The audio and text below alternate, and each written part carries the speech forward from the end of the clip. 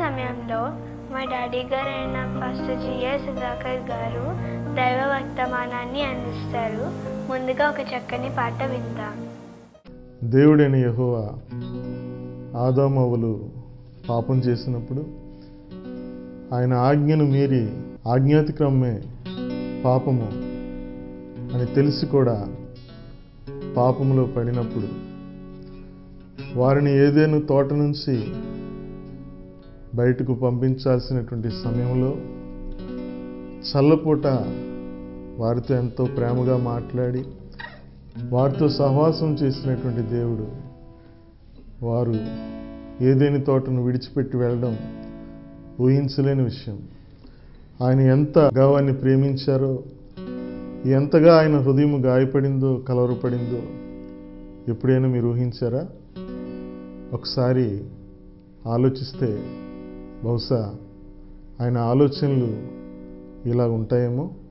నీ కన్న తల్లి నిన్ను మరచినా నేనెన్నడూ మరువనయ్యా. నీ కన్న తల్లి నిన్ను మరచినా నేనెన్నడూ మరువనయ్యా. నా చేతిలో నీ పేరునే చెక్కాను ఆదిలోనా. నా చేతిలో నీ పేరునే చెక్కాను ఆదిలోనా. నీ కన్న తల్లి నిన్ను మరచినా నేనెన్నడూ మరువనయ్యా.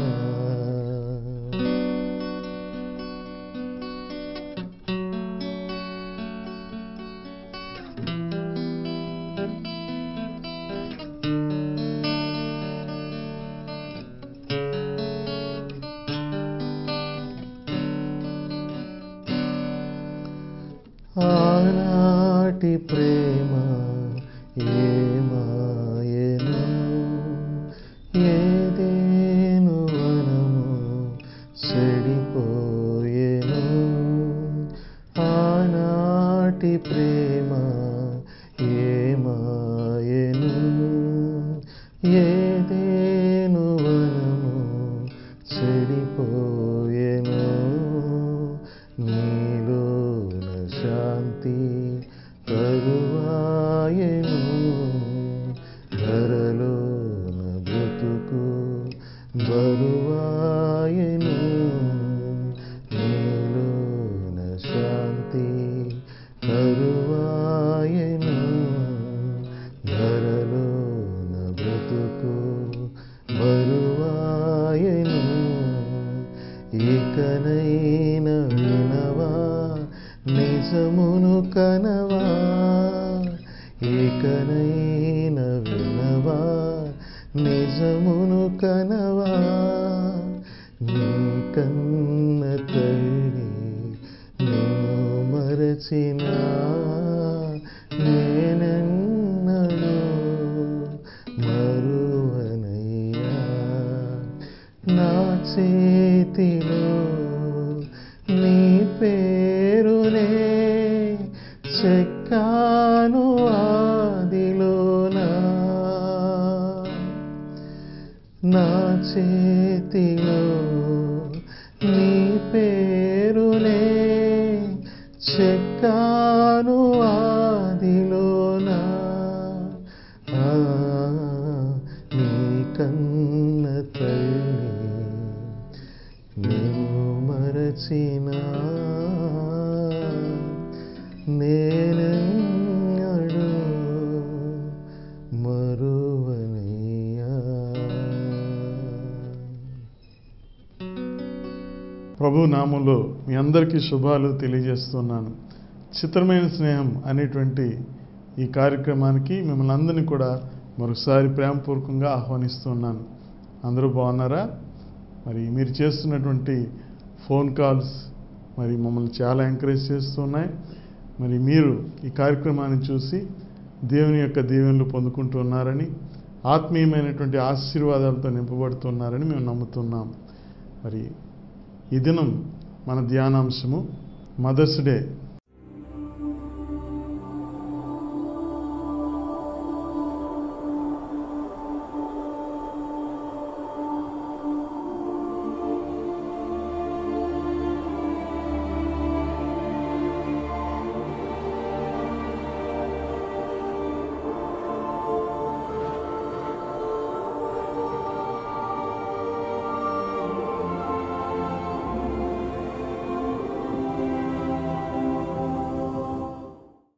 Mother's Day is a celebration of honoring mothers and motherhood and their services in society.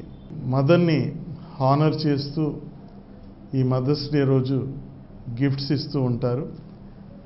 అసలు ఈ మదర్స్ డే తాలూకా ఆరంభం ఎక్కడ జరిగిందంటే అమెరికా దేశంలో 1905 సంవత్సరంలో, అనగా 20వ శతాబ్దపు ఆరంభంలో మరి మదర్స్ డేని హాలిడేగా అమెరికన్ గవర్నమెంట్ ప్రకటించడం జరిగింది.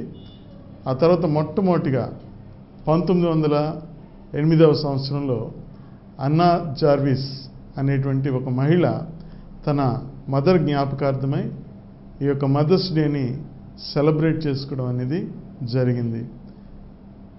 ఈ యొక్క మదర్స్ డేని అనేక దేశాలు అనేక తేదీల్లో చేసుకుంటూ ఉంటారు. ఉదాహరణకి ఆస్ట్రేలియా వారు మేలో చేసుకుంటారు, అదేవిధంగా అర్జెంటీనా వారు అక్టోబర్లో చేసుకుంటారు. సాధారణంగా ఏప్రిల్ మే ఈ స్ప్రింగ్ టైంలో అందరూ సీజన్లో అందరూ ఈ యొక్క పండుగని చేసుకుంటూ ఉంటారు. అయితే మరి అమెరికా యునైటెడ్ స్టేట్స్లో 2వ ఆదివారము మే నెలలో మరి ఈ యొక్క పండుగని జరుపుకోవాల్సిందిగా వారు ప్రకటించడం అనేది జరిగింది. ఈ మదర్స్ డే యొక్క ముఖ్యోద్దేశము ఏంటంటే మదర్స్ అనగా ప్లూరల్ కాదు, ఒక కుటుంబానికి సంబంధించినటువంటి తల్లిని హానర్ చేయాలి అన్నటువంటి ముఖ్యోద్దేశాలతో ఆరంభించినటువంటి డే ఈ మదర్స్ డే. అంతేకాకుండా మదర్కి ఆ దినం గిఫ్ట్లు అవి ఇస్తూ ఉంటారు. వారి ప్రేమని బిడ్డలు మరి కుటుంబ సభ్యులు తమ ప్రేమని ఆ కుటుంబం యొక్క తల్లి పట్ల ప్రకటిస్తూ ఉంటారు. మరి మీరు చేసుకుంటున్నారా మదర్స్ డే? ఈ దినము మదర్స్ డే.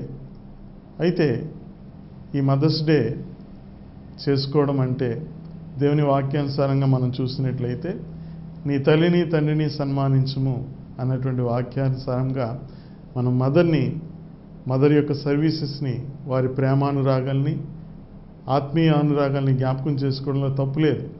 అంతేకాకుండా వారిని హానర్ చేయడం, మన ప్రేమని వారికి కనబరచడం, మరి ఒక దినం వారి కొరకు ప్రత్యేకంగా కేటాయించి వారిని జ్ఞాపకం చేసుకోవడం అనేది మంచిది.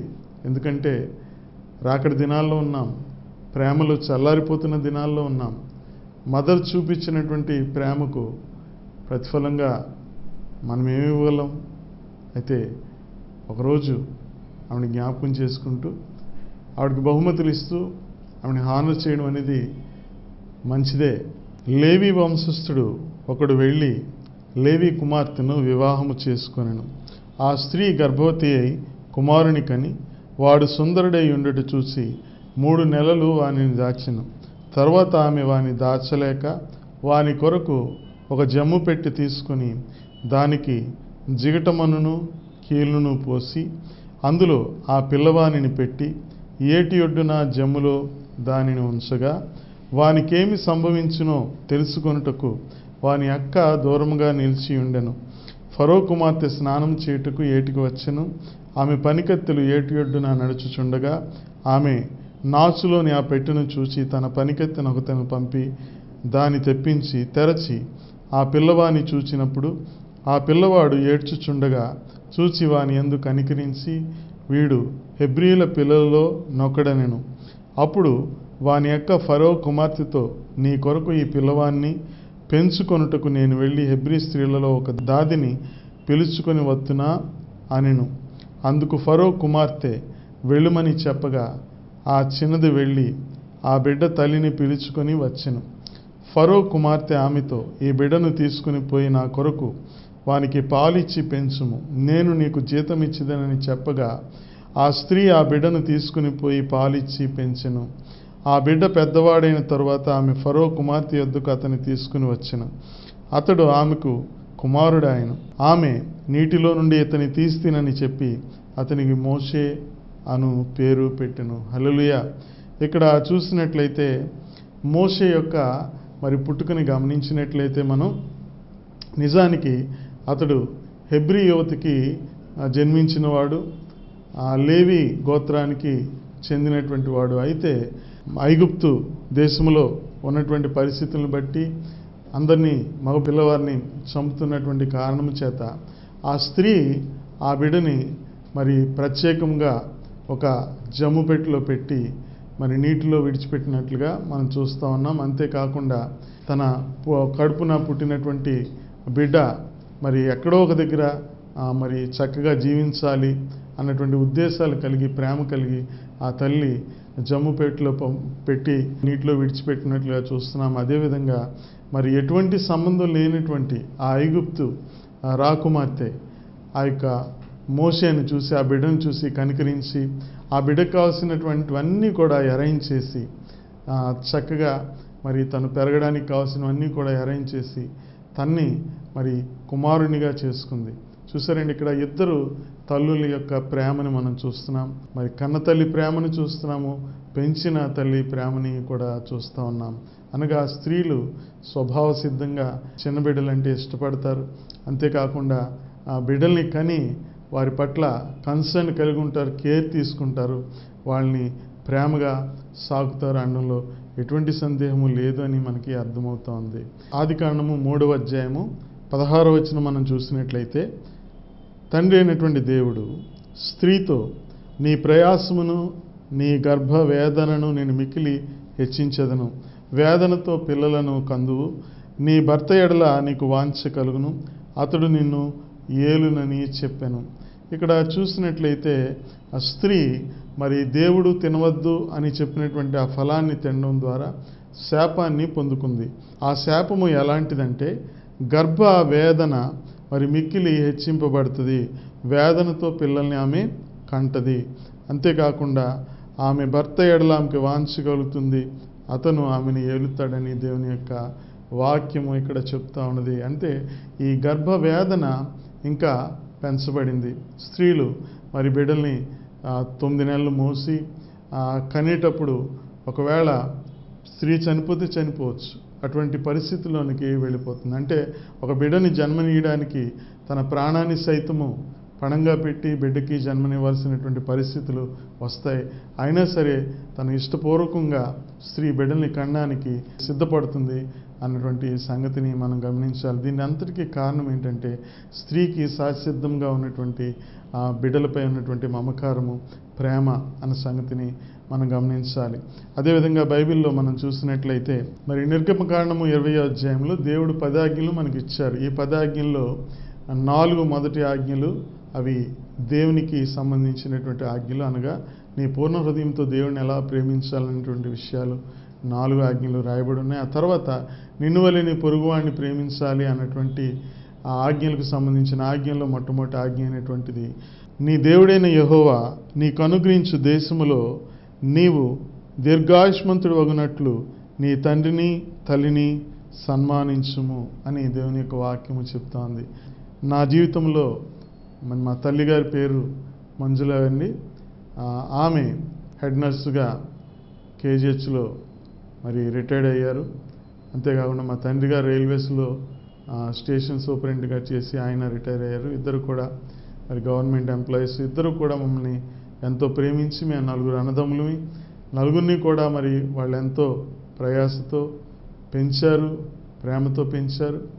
ముఖ్యంగా మరి మదర్ గురించి మాట్లాడుకోవాల్సి వస్తే తను ఒక పక్క తన డ్యూటీ చేసుకుంటూ, నైట్ డ్యూటీస్ ఉండేవి, డే డ్యూటీస్ ఉండేవి, చేసుకుంటూ తన పనులు చేసుకుంటూ ఒక పక్క మమ్మల్ని కూడా ప్రిపేర్ చేస్తూ ఉండేవారు. మా అమ్మమ్మ గారు దేవుణ్ణి నమ్ముకున్నారు మొట్టమొదట.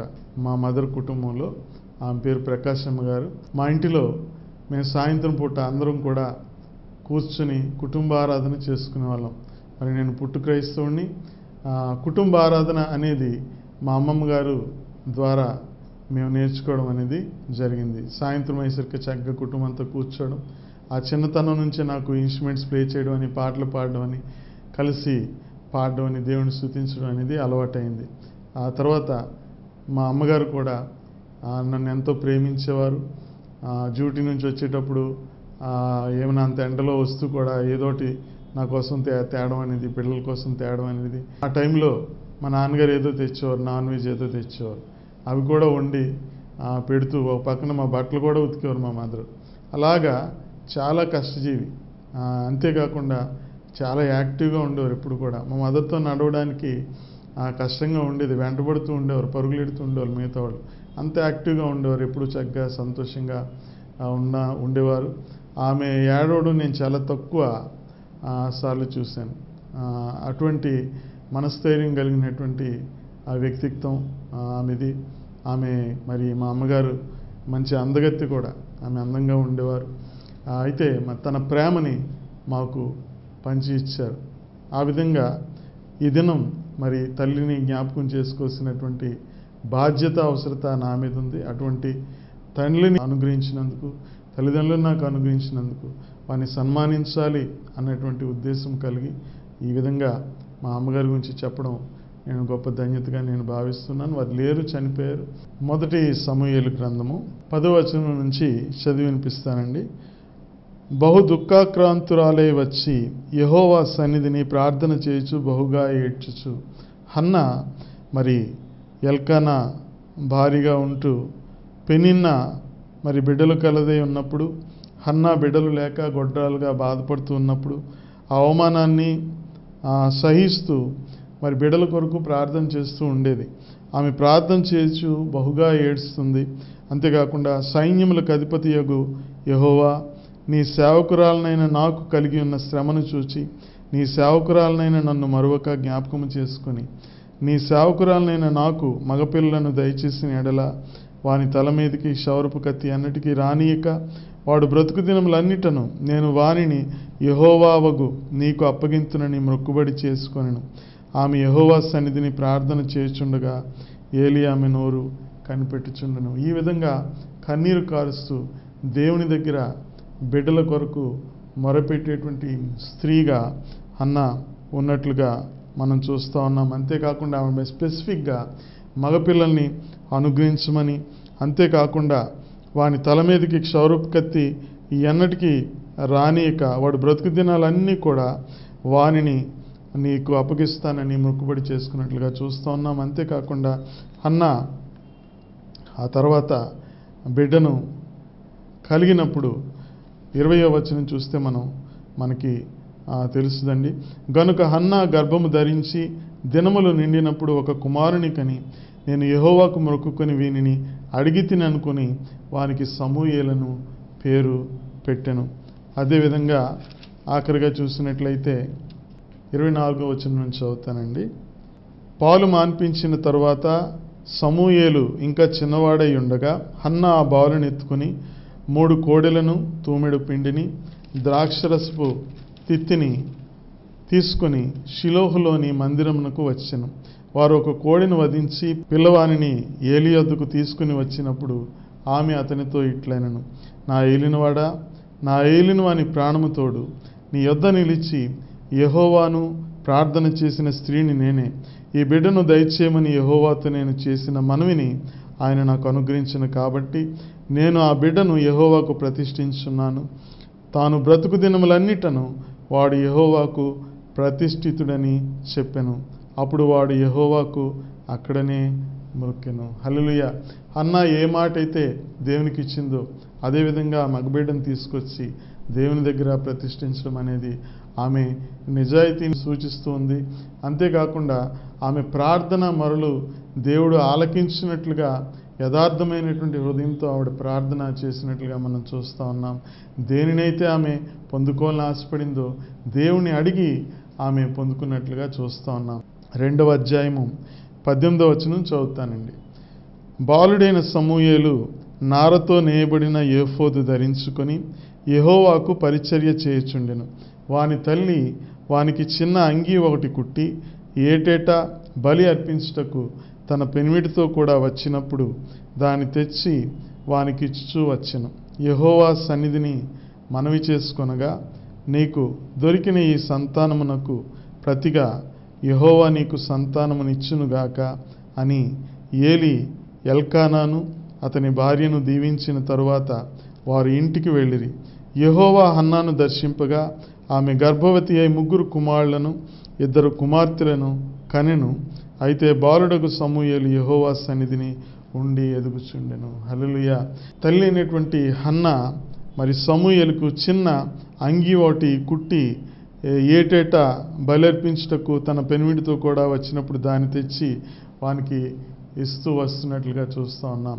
మరి ఈ విషయాన్ని చదివినప్పుడు నాకు ఒక విషయం గుర్తొస్తుంది. ఏంటంటే, నేను మరి పెద్దవాడిని, డిగ్రీ కంప్లీట్ చేసి ఉద్యోగం చేస్తున్నటువంటి సమయంలో కూడా మా అమ్మగారు మరి నాకు ఈ చిరుతిళ్ళంటే ఇష్టం.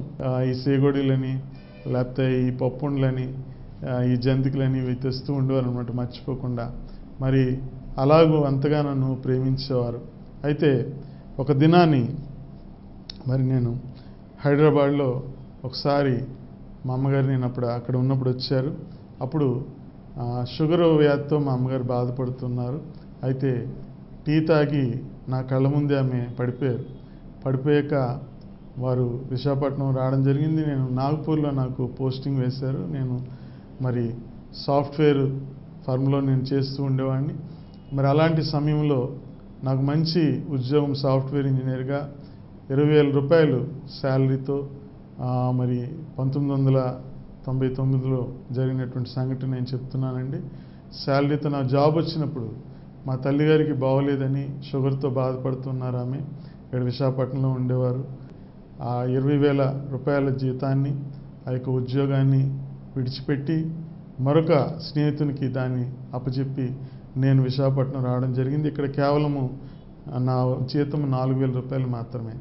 అన్నదమ్ములు అబ్రాడ్లో ఉన్నటువంటి కారణం చేత, వేరొక అన్నదమ్ముడు మరి వేరే స్టేట్లో ఉండిన కారణం చేత నేను డబ్బులు ఎప్పుడైనా సంపాదించుకోగలను, కానీ నా తల్లిగారితో కొన్ని దినాలైనా నేను గడపాలి, నా యొక్క బాధ్యతను నెరవేర్చాలి, ఆమె రుణాన్ని తీర్చుకోవాలనే ఉద్దేశాలతో నేను విశాఖపట్నం రావడం జరిగింది. దాని గురించి నేను ఎన్నో ఆ విషయం గురించి చాలా ఫైనాన్షియల్ ప్రాబ్లమ్స్ ఫేస్ చేశాను. అయినప్పటికీ దేవుని కృపను బట్టి నా భార్య అనేటువంటి ప్రేమ, నేను కూడా ఇద్దరం కూడా మరి తల్లిదండ్రులు ఇద్దరికి సేవ చేయడానికి దేవుడు కృపను చూపించాడు. ప్రత్యేకంగా మరి మా తల్లిగారు ఒక దినాన్ని అన్నారు, బాబు నా రుణం తీర్చుకున్నావురా అన్నటువంటి మాట అన్నారు. తల్లి రుణం నేను ఎప్పటికీ తీర్చుకోలేను, కానీ ఒక దినాన్ని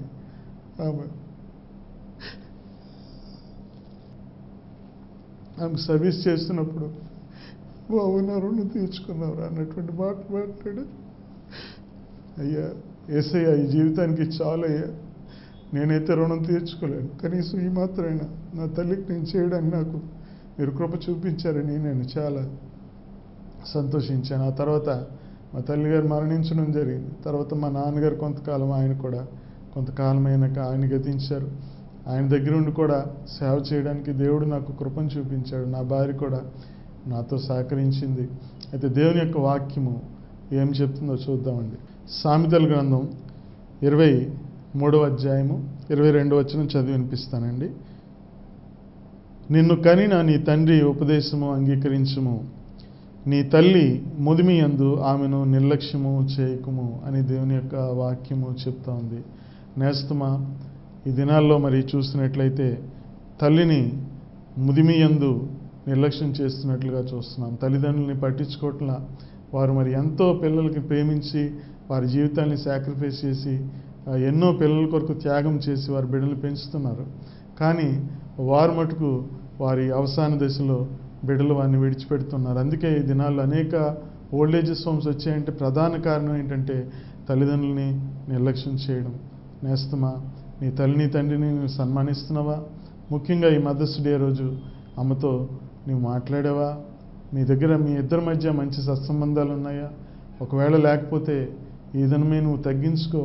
మీ అమ్మగారికి ఫోన్ చేయి, మీ అమ్మగారితో మాట్లాడు. మీ మధ్య ఉన్నటువంటి మనస్పర్ధల్ని విడిచిపెట్టండి. లేకపోతే మీ అమ్మగారిని నువ్వు విడిచిపెడితే నీవు ఆమెను తీసుకురా, నీ దగ్గర ఆమెని ఉంచుకో. ఇది నీ బాధ్యత అన్నటువంటి సత్యాన్ని నీవు తెలుసుకోవాలి. ఎందుకంటే నీ కొరకు చేసినటువంటి త్యాగాన్ని నీవు మరువకూడదు. హల్లెలూయా. అదేవిధంగా మరొక వాక్యం చూసుకుందామండి. మొదటి రాజుల గ్రంథము 3వ అధ్యాయము 23 నుంచి నేను చదివి వినిపిస్తానండి. రాజు బ్రతికి ఉన్నది నా బిడ్డ, చచ్చినది నీ బిడ్డ అని ఒకతయు, రెండవది అలాగు కాదు, చచ్చినది నీ బిడ్డ, బ్రతికి ఉన్నది నా బిడ్డ అని చెప్పుచున్నది గనుక కత్తి తమ్మని ఆజ్ఞ ఇచ్చెను. వారు ఒక కత్తి రాజ సన్నిధికి తేగా. ఇక్కడ చూసినటువంటి పరిస్థితి ఏంటంటే ఇద్దరు స్త్రీలు ఇద్దరు బిడ్డల్ని తీసుకొచ్చారు. ఇద్దరు స్త్రీలో ఒక స్త్రీ అంటుంది బ్రతికున్నటువంటి బిడ్డ నాది, చచ్చిన బిడ్డ అవతల వ్యక్తిదని చెప్తుంది. ఇదే మాటలు అవతల స్త్రీ కూడా చెప్తుంది. అప్పుడు సొలొమోను, ఆ జ్ఞాని అయినటువంటి సొలొమోను ఒక తీర్పునిస్తూ ఉన్నాడు. ఈ తీర్పునిస్తున్నప్పుడు ఏం జరిగిందో చూద్దాం. సొలొమోను అన్నాడు, ఒక కత్తి తెమ్మని ఆజ్ఞ ఇచ్చాడు. అప్పుడు 25వ వచనం నుంచి చూద్దామండి.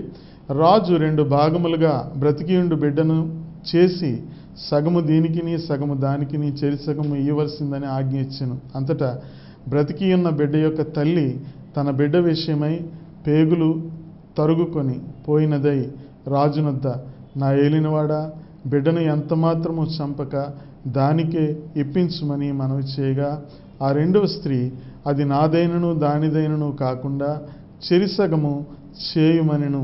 అందుకు రాజు, బ్రతికి ఉన్న బిడ్డను ఎంతమాత్రము చంపక మొదటి దానికి ఇయుడి, దాని తల్లి అదే అని తీర్పు తీర్చెను. అంతటా ఇశ్రాయేలీయులందరూ రాజు తీర్చిన తీర్పును గూర్చి విని న్యాయము విచారించుటయందు రాజు దైవ జ్ఞానము నొందిన వాడిని గ్రహించి అతనికి భయపడిరి. హల్లెలూయా.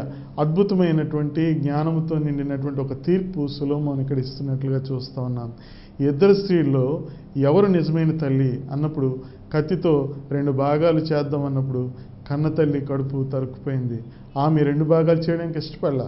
పర్లేదయ్యా, నా బిడ్డని నాకు ఇవ్వకపోయినా పర్లేదు, ఆ బ్రతికిన బిడ్డను ఆమెకే ఇవ్వండి, ఎక్కడున్నా సరే ఆ బిడ్డ బ్రతకాలి, జీవించాలని మనస్ఫూర్తిగా కోరుకుందా తల్లి.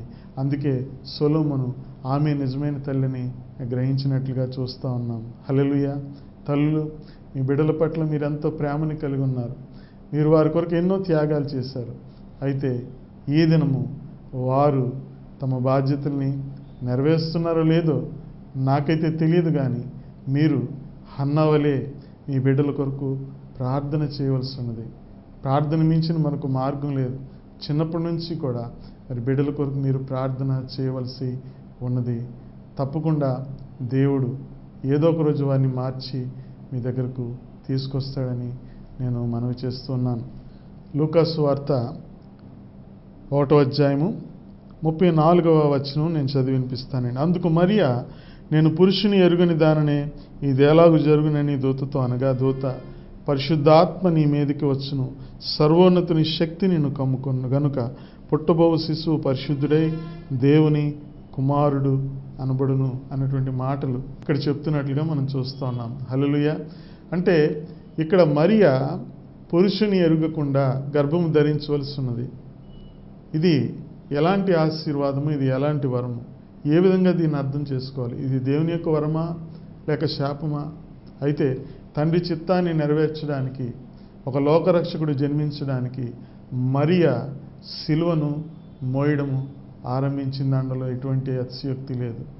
మరి యేసుక్రీస్తు వారు పరిశుద్ధాత్మ ద్వారా ఆమె గర్భమందు జన్మించబోతున్నారు. అయితే ఆమె కేవలము ప్రధానం మాత్రమే చేయబడింది. ఈ లోకము ఎవరు ఎన్ని మాటలు అంటారో తెలీదు. మరి మోషే యొక్క పుట్టుకను గురించి చూసాం. ఆ తల్లి మరి పెంచుకున్నటువంటి తల్లి ఒక ఎదిగినటువంటి కుమారుని నా కుమారుడైన అందరి ముందు చెప్పడానికి ఆమె ఎంతగా ప్రయాసపడిందో, మరి ప్రజలు ఆమె గురించి ఏ విధంగా మాట్లాడుకున్నారో తెలీదు.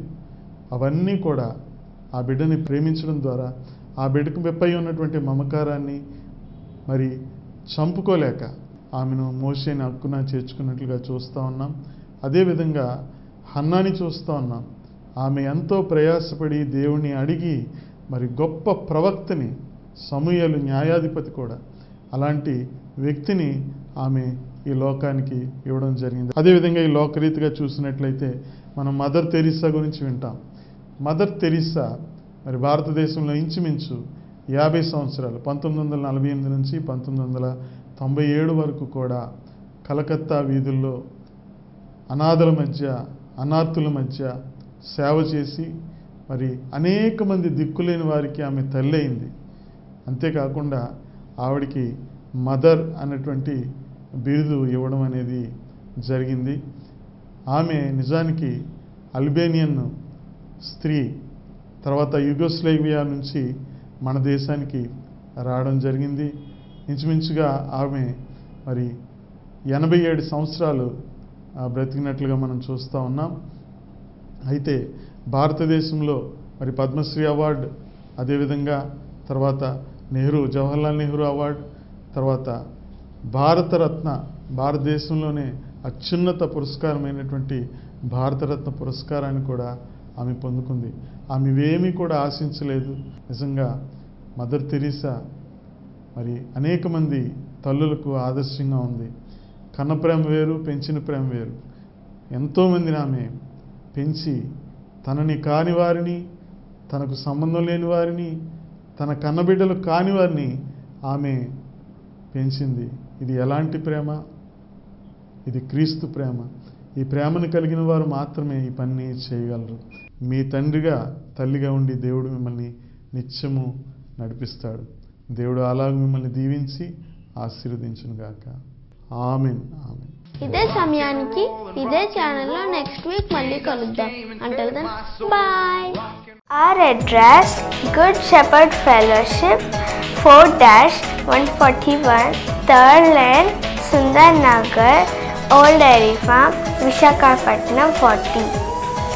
Our cell numbers 970-4480-626 and 770-2821-749.